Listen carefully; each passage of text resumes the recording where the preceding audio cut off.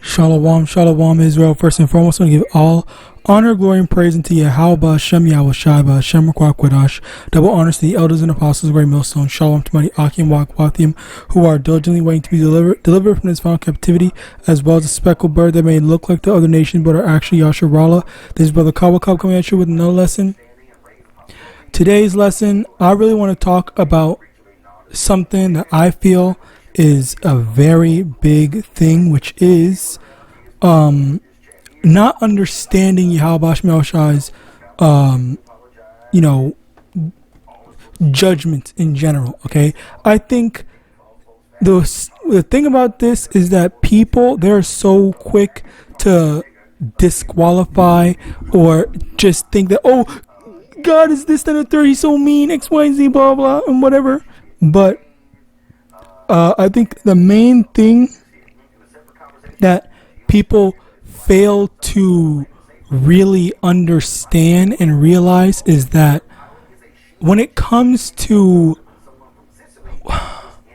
I'm trying to think of the best term, when it comes to, I don't know, I guess logic, yeah, I guess maybe not, but logic, I guess, like with YAHAWASHI, he is not, he operates off of logic through him, but when it comes to our logic or the logic that we've grown up to accept, we don't really understand. We don't really see the logic in the things that YAHAWASHI does, because we were taught to follow Esau's logic, and in Esau's logic, Esau thinks that if you don't let someone do whatever they want to do, then you're mean, you're a bad person, you're a terrible guardian, you're a terrible this and the third.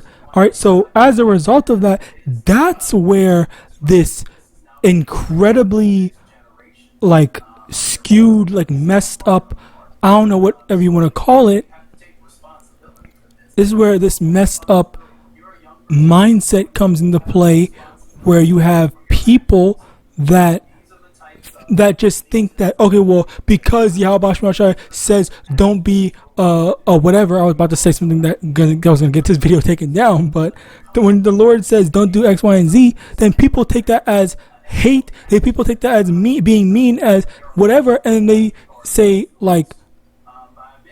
all these matter of evil stuff. Because even then, when it comes to us Israelites, when we tell our people, hey, listen to YAHAWASHI, you need to stop, or again, I was about to say something else. I was going to take this video down, going to get this video taken down. But when we say, hey, don't eat pork, let's just say don't eat pork, or maybe let's say don't eat pork or whatever, or don't, I'm trying to think of a better example. Whatever, just don't eat pork. Let's say, take that for example. If we say don't eat pork, and or what's it called, oysters, or when we say don't eat oysters, or certain foods in general. All right, it's not just one, but multiple things in general. When we say, hey, don't do this, don't do that, and people, they don't listen to us. They say, oh, whatever, just be quiet, just stay over there, mind your own business, X, Y, and Z, and stuff like that. And then they go and do it, and then there's a lot of stuff that's wrong with these foods because they are unclean animals. And as a result of that, there was this one woman, I think it was a woman or a man, I forgot, that had eaten oysters, and then they died because they got worms in them. There was worms, parasites, or some shit in them from the raw oysters, and then they literally ended up dying as a result of it. That's very, that, I'm not gonna lie, me personally, I'd be scared to find out there are fucking worms or parasites in my body, all right, in my stomach, in my whatever. That is crazy. That's genuinely crazy and scary. All right.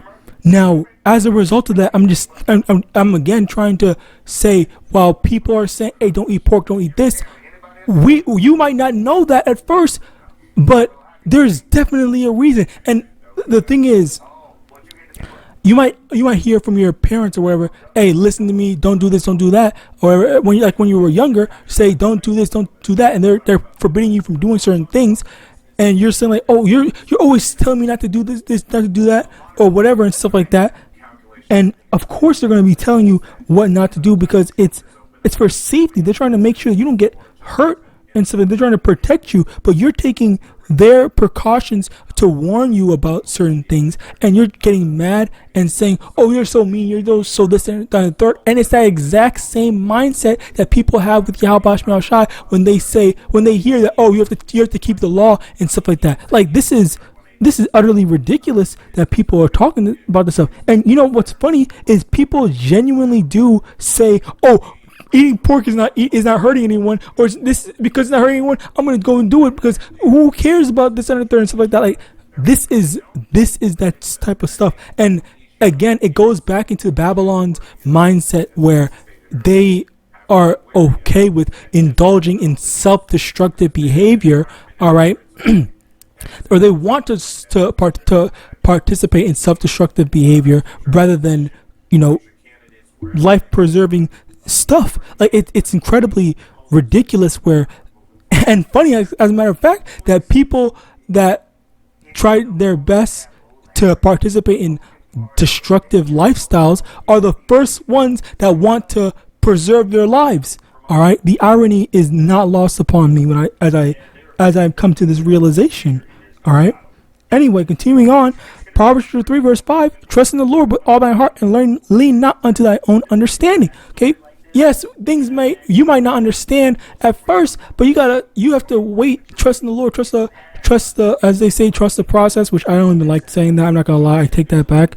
But you get the point where when it comes to YAHAWAH, trust that the Lord has the best thing in mind for you. Okay, the Lord wants to bless you, but you are holding back your blessing when you're being a wicked ass devil. All right. So yeah, let's continue on. Second address. Oh yeah, this was this one thing. I'm not gonna lie, this was beautiful. I kind of wanted to wait for the end, but let's just get this now because I don't want to wait. Anyway, second address 9 verse.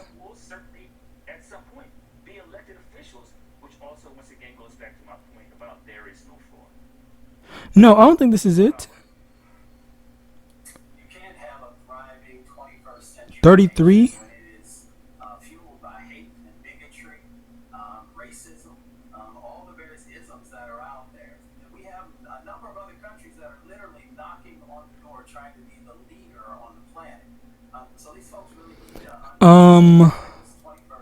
It was. Let me Google it instead because I'm trying to remember. It was the earth wanted more. Oh shit. Absolutely. All right, folks. We gotta go to a break. We come back more on Robot Unfiltered right here on the Lifestyle Network.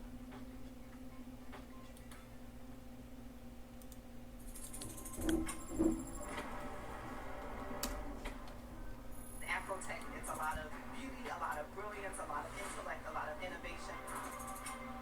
Companies that are most diverse are more profitable. We're getting culture, we're getting community, we're getting the best of the best. Not only are we here to greet each other, but we're here to network and to elevate each other. Everybody from all the major tech companies here, and that means that now everybody's in the same domain. Alright, so I don't think that this is it, but I'm going to check it out anyway. This is really where we could take off. You can go fast by yourself, but we go farther. Yeah, this is not it.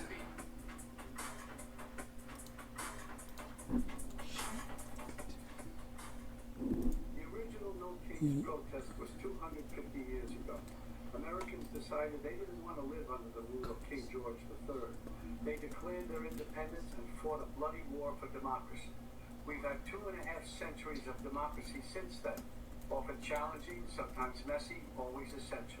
And we've fought in 2 world wars to preserve it. Now we have a would-be king who wants to take it away. King Donald I. Fuck that. We're rising up again this time, non-violently, raising our voices to declare no kings. I'm Robert De Niro asking you to stand up and be counted at the nationwide No Kings protest on October 18th. Visit NoKings.org to find, volunteer, or host a protest near you. We're all in this together. I'm trying to think. What the frick?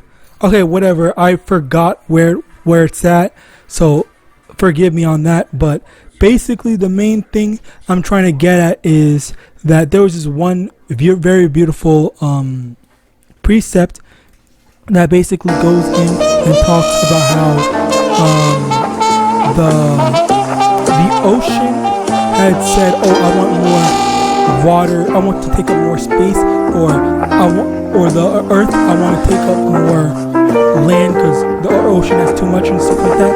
And what this was basically saying was there was an angel that had asked when the prophet men saying stuff like, "Oh, well, which one of these are in the right for stuff like that?" He basically said both of them are in the wrong because they should just be happy with what they have, because it's not for them to understand more or to seek more that's out of the realm of their stuff. And as a result of that, that basically applied to everything else. Where what happened with this work in life isn't for me.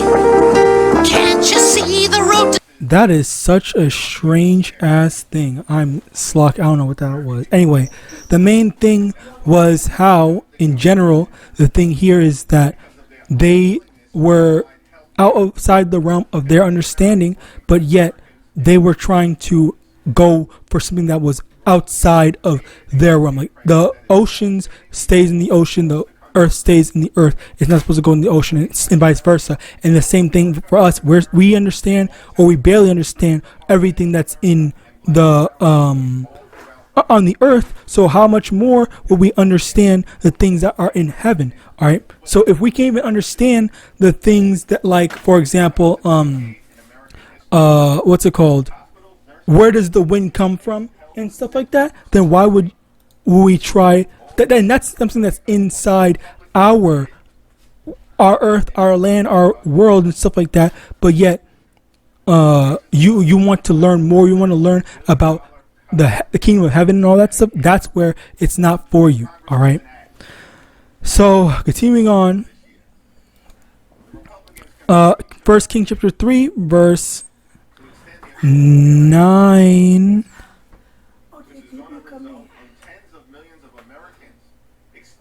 Give therefore thy servant an understanding heart to judge thy people, that I may discern between good and bad. For who is able to judge that thy so great a people? And the speech pleased the Lord that Solomon had asked this thing. And Yahweh said unto him, Behold, because thou hast asked this thing, and hast not asked for thyself long life, neither hast asked riches for thyself, nor hast asked the life of thine enemies, but hast asked for thyself understanding to discern judgment. Behold, I have done according to thy words. Lo, I have given thee a wise and an understanding heart, so that none like thee before thee, neither after thee shall arise like unto thee. Verse 13. And I have also given thee that which thou hast not asked, both riches and honor, so that there shall not be any among the kings like unto thee all thy days. Basically, the thing here where you see that it's all about understanding at the end of the day, rather than looking for wickedness, looking to be straight up devil. All right. So that is the end result of that, where understanding supersedes all different types of carnal blessings that we might desire for, because it will be added on to us. All right. The kingdom, even with YAHAWAH and MANASHAH, it's all about the kingdom. All right. Understanding how do we get the kingdom, and that's the primary thing, and then everything else will be added on to us. Psalm chapter 118 verse 8, it is better to trust in the Lord than to put confidence in man, where again, at the end of the day, the main focus should be, okay, how do I get right with YAHAWAH and MANASHAH? And that in of itself is wisdom. Let's actually get that. So at the end of the day, fear of YAHAWAH and MANASHAH is wisdom. Fear is the beginning of wisdom. Over here, Proverbs 1:7, the fear of the Lord is the beginning of knowledge, but fools despise wisdom and instruction. And again, that's where it is, where the wisdom, the understanding, the blessings, it all starts with fearing Yahawadah, and that extends unto doing the right things and pleasing Yahawadah for us to be able to receive everything else to get added onto us. All right. So with that, I pray this system was edifying. Actually, first of all, to kind of bring it all back and to link everything together, the main thing is that with understanding, all right, understanding, it doesn't, we might ask for certain understandings from Yahawadah. Yes, we might want to know certain things, but ultimately, at the end of the day, it's not for us to really fully understand things. It's only for us to just say, okay, you know what? I have been blessed with the understanding of knowing why. Okay, well, pork is bad because it has certain bad things in it that poisons us, and oysters are bad because sometimes you might be able to get fucking ringworms or some shit like that where you can get fucked up. All right, and we avoid that, and that's the wisdom in it. But you might not understand everything. Like, all right, well, what's the health risk in eating camel or something like that? And then as a result of that, that's where you avoid and try to do things that are better, all right, rather than doing things that are just self-destructive in general. All right, so as a result of that, this is what we're looking towards, avoiding being some reckless demon rather than just doing whatever we want and being thoughtless. All right, and again, as I said before, people are only caring about that self-destructive behavior rather than thinking long-term on how do we make the most of things in terms of pleasing Yahawadah. All right, and as a result of that, this is what it ends up being, where rather than you taking the step back to say, okay, you know what, I feel like the Lord wants me to do this, wants me to do that, or whatever. So I might not fully understand, but let me just go along with it, and then trust that the Lord has my best interest in mind. But then, as a result of it, you end up going against the Lord, and then something bad happens that you didn't know was going to happen. Which is funny because that's exactly what happened to that person that ate oysters. They just ate it thinking like, oh, it's fine, some cultural thing, X, Y, and Z, whatever. And then guess what? They got fucked up with the freaking worm and then died. So with that, I pray the system was edifying. I'm going to give all honor, glory, and praise unto Yahawadah, Yahawashi, Yahawadah, double honors to the elders and apostles, great millstone, above all, Shalom.